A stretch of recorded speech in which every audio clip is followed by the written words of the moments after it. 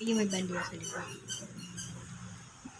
Sa yung dakilan ko yung Yesu Cristo, isang mapagpalang hapon po sa ating lahat. Siguro po kung hindi ko makalimutan ang anim o pagpito na natin pagsilito natin sa kapatiran. Yung ginagawa natin tuwing Miyerkules sa mga kapatid natin na nami-miss ng tawag.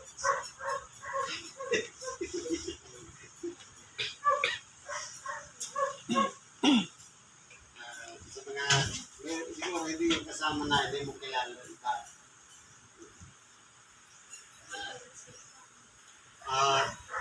Ginagawa natin sa pagpili sa panalangin at ganoon din sa Ebanghelyo.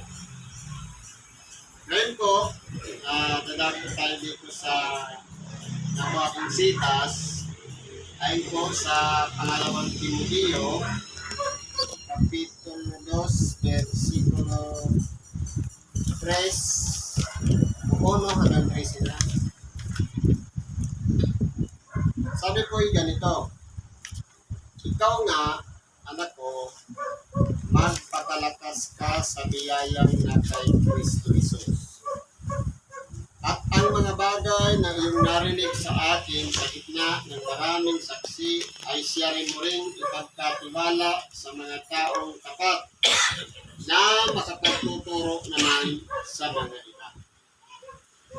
Ito pong salitang ito, kung maalala natin, nung kasama ni San Pablo si Timoteo, tinuturuan niya kung paano matuto, kung paano makisalamuha sa tao, at kung paano niya ipinagkatiwala kay Timoteo na magkaroon ng kalakasan sa kabila ng kaniyang kapakanan. Kasi po si San Pablo ay nasa katandaan na. Malimit na siya ay hinuhuli ng mga Romano at ipinabibilanggo. Minsan, nakapanikalaan o nakakadinahan, minsan ginagapos, o kaya'y nakapangaw.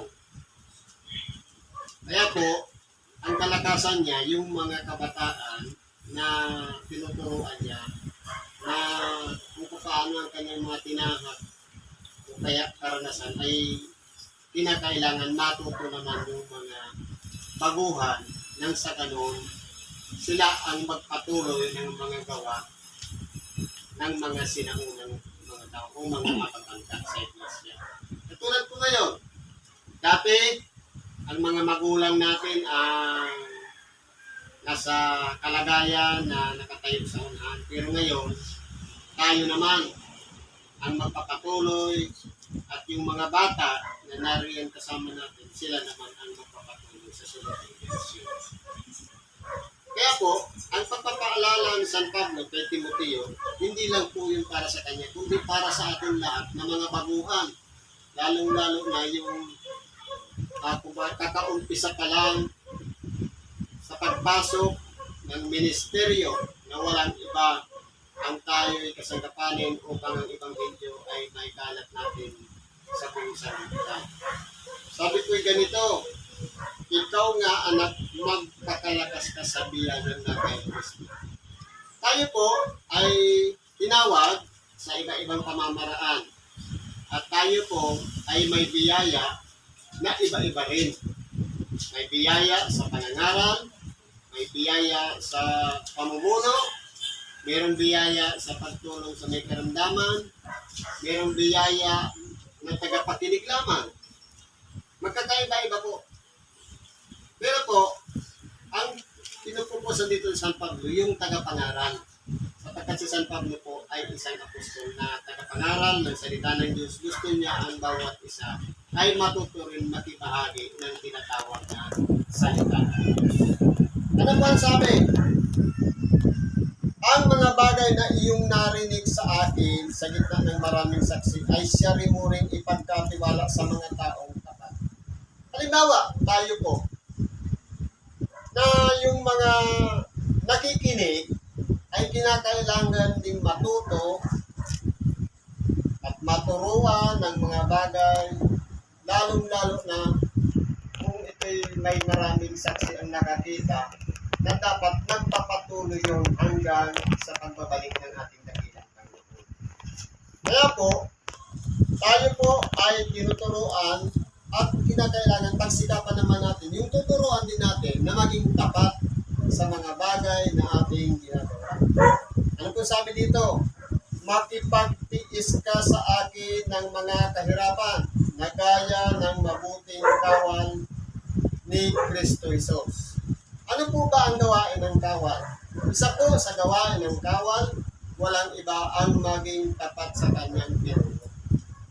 Nasa kabila ng ating mga kabalisahan, mga problema, tayo po ay may katapatan na hanggang sumunod sa lahat ng mga kautusan, katulad din naman ng isang kawal na kinakailangan sa kaliitan man o kalaki-lakihan ng mga utos ay hindi po maaaring hindi gawin o sundin sapagkat yan ay isang ng kautusan. Kaya po, ano po ang kailangan sa kawal?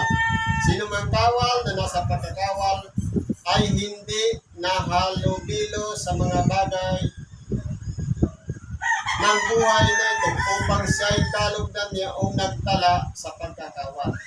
Kaya bilang po tayo ay isang kawal, kaya tayo ay lingkod o tagasunod ng ating dakilang Panginoon. Kinakailangan may katapatan tayo doon sa nagsubok sa atin. Katulad din naman ng kawal na kapag nasa isang misyon, palaging sumusunod sa order ng kanyang namumuno. Kaya po, meron tayong obligasyon. Ang order sa atin, sabi ng ating dakilang Panginoon, sumunod ka sa akin. Pagka minsan, humihiwalay tayo, pagka minsan napapagod tayo, pero sabi nga, hanggang kailan mo patindigin ang bandilan ni Kristo, ang sabi sa mga kasagutan natin, pare-parehas, hanggang may buhay. Kaya po, ang pagsunod, hanggang may buhay. Hanggang sa huling hininga ng buhay.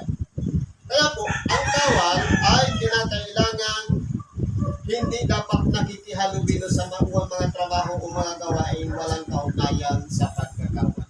Bilang tayo mga lingkod ng Diyos, kinakailangan hindi dapat mahaluan ng mga bagay na walang kaugnayan sa pagiging lingkod. Kaya bilang tao, katulad ng mga dating noong unang panahon, ang kawal, kapag napunta na sa kanyang serbisyo, gagampanan niya ang kanyang pagkakawal. At meron naman niyang bakasyon para umuwi sa kanyang tahanan, sa kanya naman na sinasabi ang kanyang pamilya. Kumbaga, meron pong dibisyon sa buhay. At kung ang sinuman ay makikipaglaban naman sa mga laro, ay hindi pinuputungan maliban ako makipaglaban matuwid. Kaya po, sa isang manlalaro, isang halimbawa, hindi magtatagumpay ang nandadaya. Kaya, para tumanggap ng putong o pagkalooban ng gantimpala o premyo, kinakailangan lumaban ng patas. Kung baka sa takbuhan, lahat kinakailangan magpagod, paghirapan nang sa ganun makuha yung tinatawag na gantimpala o kaya maputungan ng at lumaban ng matuwid na laban. Ano man sabi dito? Ang magsasaka na nagpapagal ay siyang kailangang unang makabahagi sa mga bunga. Totoo po. Pero kaminsan, kapag napabayaan naman ang magsasaka, nauna yung magnanakaw. Pero sa panahon natin ngayon, kinakailangan natin bantayan. Halimbawa, sa ating mga pagtutulungan bilang pagkakapatiran, kumbaga, ang unang makikinabang ng kaligayahan, lalong-lalo na kapag tayo ay tagasunod ni Kristo, tayo ay lingkod ng Diyos at gumagawa ng kanyang kalooban, walang malaking kaginhawahan ng magsasaka. Yung nagsasakripisyo o nagpapagod para mabuo ang ating grupo, para tayo magkaroon ng isang layunin, walang iba, tayo ay sama-samang paglingkuran pagpurihan at sambahin ng Diyos sa pangalan ng ating dakilang Panginoon. Naging kagalakan ng mga namumuno, lalong-lalo na yung nangangalaga kung ang bawat isa sa atin ay sumusunod. Isipin mo ang mga sinasabi ko, sapagkat bibigyan ka ng Panginoon ng pagkaunawa sa lahat ng mga bagay. Alalahanin mo si Jesucristo na muling nabuhay sa mga patay, sa binhing David ayon sa aking ebanghelyo, na siyang pinagtiisan ko ng kahirapan sa mga tanikala na tulad sa pagpalasan, ngunit ang salita ng Diyos ay hindi natatanikalaan.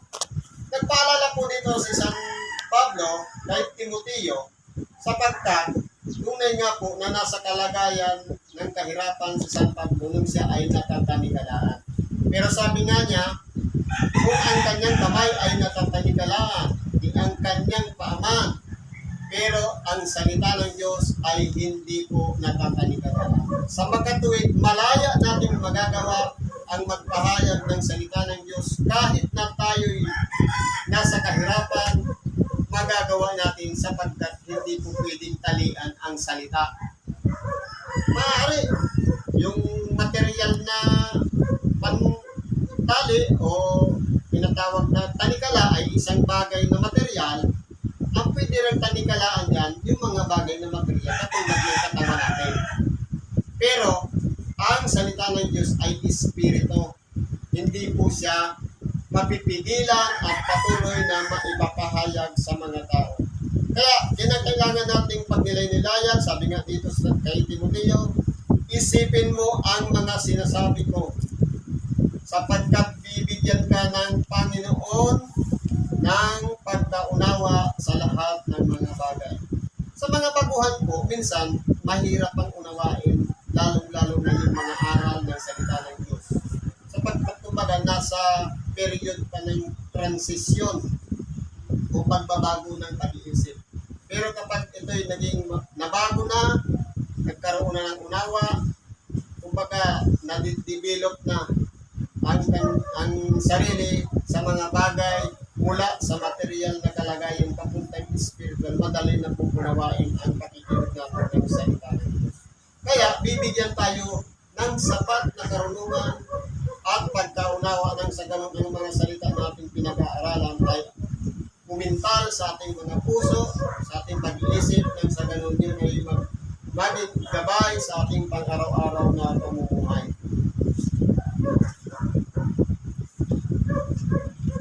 Kaya aking tinitiis ang lahat ng mga bagay dahil sa mga hinira, upang kamta naman nila ang pagkaligtas na kay Kristo Jesus na may kaluwalhatiang walang hanggan. Kaya po, sa mga kalagayan na katulad ni San Pablo, maging kay San Pedro, na nagsasakripisyo ng pangangaral, ng paglilibot, at ng mga bagay na ginagawa upang ang salita ng Diyos ay maipangaral ng lubusan nang sa ganun makarating sa bawat tainga at masumpungan na sila'y makasalangan at magsisi at magbalik loob sa Diyos. Tayo po ay kinakailangan pansinin natin yung mga nagpapaguddan, nagbibigay ng halimbawa upang siya nating huwaran, upang siya nating maging pamamaraan ng sa ganun magkaroon din mula sa kahinaan papunta sa kalakasan na maganap din natin ng isang bagay na itinagda ng Diyos. Sa umpisa po, mahirap po talagang magbago. Mahirap ayusin ang mga bagay, lalong-lalo na ang mga bagay na espiritual. Hindi po natin magagawa. Pero sa tulong ng Espiritu ng Diyos, sa kanyang kapangyarihan, o Espiritu Santo, ang lahat ng mga kahinaan natin yan ay mapupunuan ng kalakasan. Kung tayo po ay maging mapagpatuloy. Pero kung tayo po ay naghihimagon, na kumbaga hindi tayo maubusan ng dahilan, hindi natin magawa ang ayon sa kalooban ng Diyos, kundi ang iniisip lang natin ang ating sarili, na ika nga, napapagod na ako, o kaya marami akong ginagawa, maraming mga dahilan, pero kung luluubin ng Diyos, magagawa niya ang lahat ng bagay na ipagkaloob sa atin. Kung anuman ang meron tayo, kahinaan man niya ay palalakasin tayo. Kung tayo man ay nagdadalawang isip o nababagot, magkakalooban tayo ng kapayapaan ng ating mga pag-iisip. Nang sa ganon, ibuhos ang salita ng Diyos, ibuhos ang kanyang kapangyarihan sa bawat isa sa atin na ginagamit nang sa ganon ang salita ng Diyos ay may pangaral hindi lamang sa isang tao o sa dalawang tao, kundi sa lahat ng mga nagnanais at nag-aasam na makarinig din ng salita ng Diyos. Kaya po, kinakailangan yung may mga pagtitiis, lalong-lalo na yung mga nagsasakripisyo para sa mga hinirang ng Diyos. Marahil, halimbawa, katulad ng tagapahayag. Ang tagapahayag ay pinagkalooban na mangaral ng salita ng Diyos. Ginagawa yan dahil sa mga hinirang ng Diyos na itinagda ng Diyos na mapapabilang doon sa kanyang kaluwalhatian. Kaya po, tayo ay sinusugo na ipangaral ang mabuting balita nang sa ganon tayong lahat ay magising at mapunta tayo doon sa kaluwalhatiang tatanungin natin sa pagbabalik ng ating kapilang Panginoon.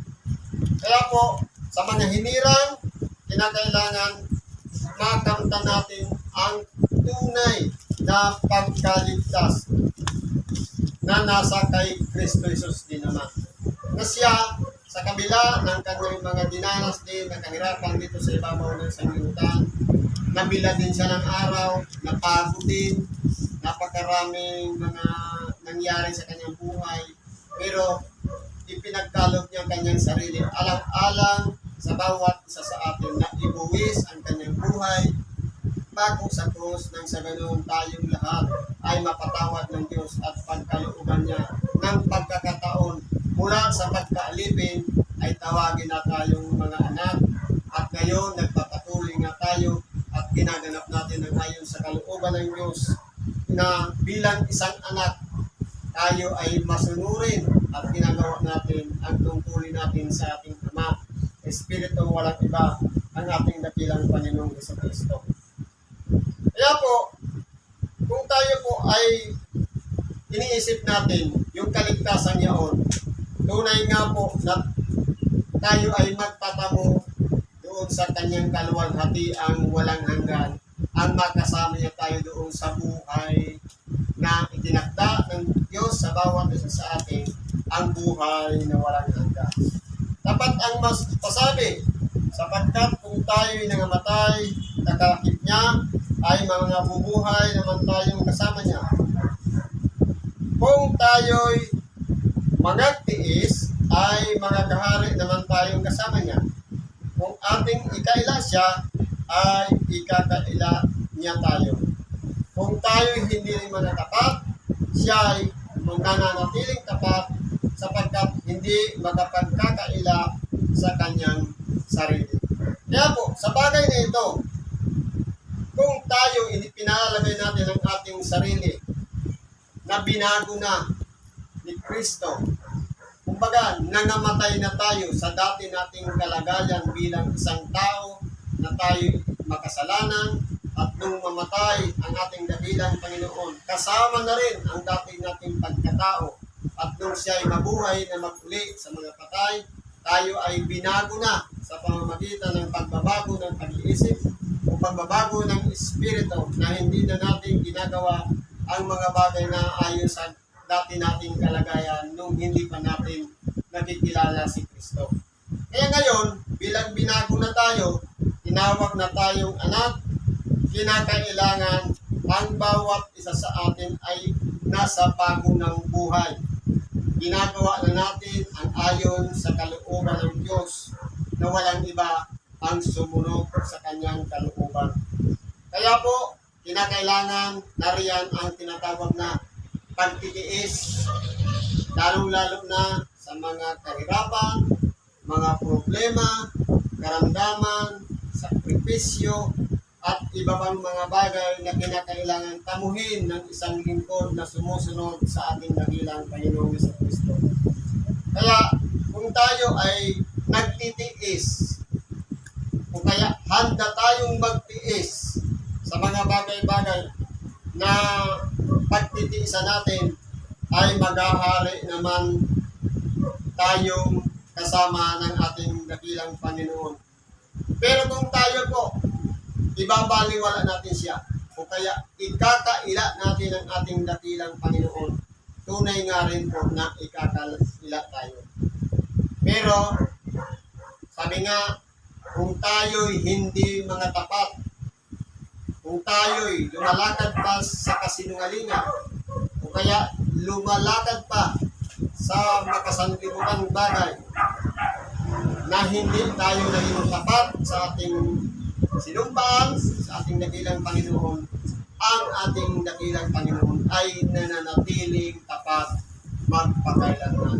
Kaya po, kung papaano ang ginawa ng ating dakilang Panginoon ay isang pamamaraan na dapat nasundan natin sapagkat siya ay naging huwaran sa pagsunod sa kanyang Ama, na hindi siya nagreklamo, hindi ginanap niya ang lahat ng bagay hanggang kamatayan sa krus. Kinakailangan tayo naman na sumumpa at nakatayo sa harapan ng ating dakilang Panginoon na sumasamo na tayo'y susunod sa Kanya, ay kinakailangan din tayo'y magkaroon ng katapatan katulad naman ng ating dakilang Panginoon.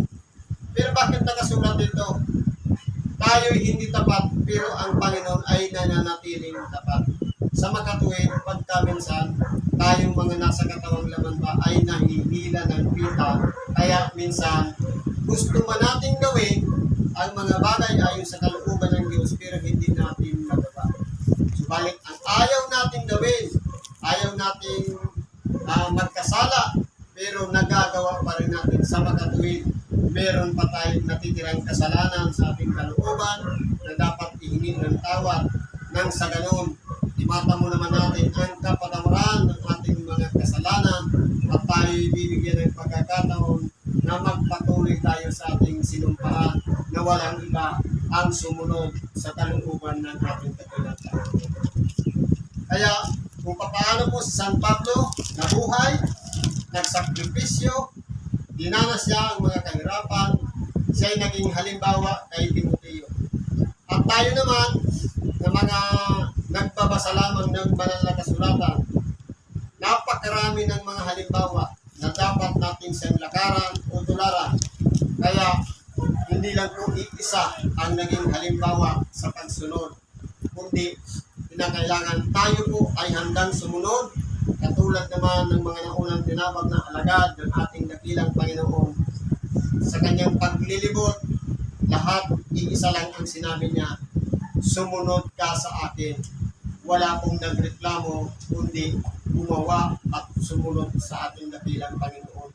Kaya naging kasama niya sa kanyang ministeryo na pangangaral ng salita ng Diyos at pagtulong sa mga nangangailangan ng tulong, lalong-lalo na sa mga nahihirapan o pinahihirapan ng dyablo, sa mga pilay na nakakalakad at meron din sa mga bulag na nakakakita at meron din sa mga pipi na nakakapagsalita. Ang lahat ng yan ay nagawa dahil ibinuhos ng Diyos ang kanyang kapangyarihan sa pamamagitan ng kanyang anak. Kaya marami po ang nagsisunod sa ating dakilang Panginoon. Kaya po sa ngayon, bilang napapanahon naman na kinakailangan nating sundan ang ating dakilang Panginoon, kinakailangan hindi po tayo maging masuwayin, kundi masunurin tayo ayon sa kanyang kalooban, sapagkat tayo rin naman ang makikinabang sa pagbabalik ng ating dakilang Panginoon doon sa itinakda niya sa bawat isa sa atin ang buhay na walang hanggan. Dito po, sa ibabaw ng sanglibutan, meron ding mga kautusan. Kaya pinagkasunduan ng, halimbawa, 5 tao, may pinagkasunduan na gagawa natin na susunod natin. Gaano pa kaya ang kalooban ng may suko o sa atin, o kaya ang pinakamakapangyarihan sa lahat ng ating dakilang Panginoon ay hindi natin magawa ang ayon sa kanyang kalooban na kinakailangan sumunod tayo sa kanyang lingkuran. Kaya po, pagkamat tayo nasa katawang laman, magagawa natin ang sumunod. Pero, nandiyan naman ang kalaban at binahatak tayo pasuway. pero manghari nawa ang kapangyarihan ng ating dakilang Panginoon sa Kristo. Nang sa ganun, sabay-sabay nating papurihan siya sa kanyang kaluwalhatian at tayo naman ay magtatanong ng papurihan sa pamamagitan ng takdang panahon at tinakda ng Diyos patungo doon sa buhay na walang hanggan. Siguro nandito na lang muna ang may babahagi natin sa oras na ito. Salamat at pagpalaan tayo.